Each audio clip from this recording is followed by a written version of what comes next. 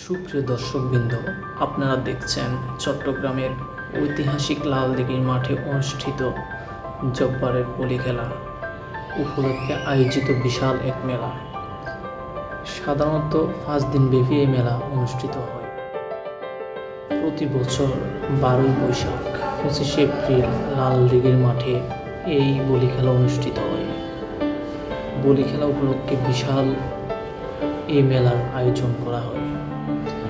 এই মেলায় থাকে বিভিন্ন রকমের আয়োজন।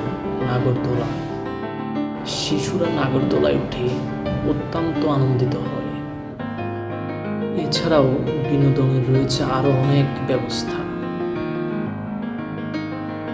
মেলায় এতই জনসমাগম থাকে যে মানুষের ভিড়ে হাঁটাই মুশকিল হয়ে পড়ে।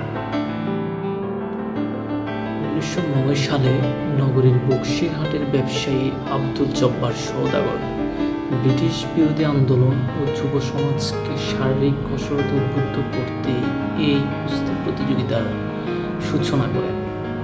প্রত্যেক বছর এই মেলায় হাজার হাজার জনসমাগম ঘটে।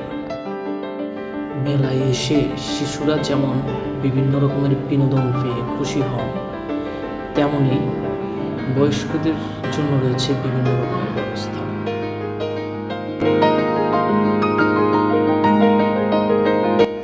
এখানে হরেক রকমের মাটির তৈরি আসবাবপত্র পাওয়া যায়, যেটা বাঙালির ঐতিহ্যকে আজও আঁকড়ে ধরে আছে।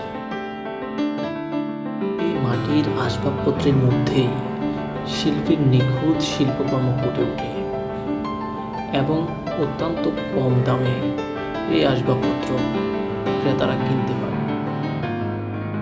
এই মেলা যেন আজও আমাদের ঐতিহ্যকে টিকিয়ে রেখেছে। হাজারো কর্মব্যস্ততার পরে এই মেলা যেন আমাদের মস্তিষ্ককে পুনরায় উজ্জীবিত করে তোলে।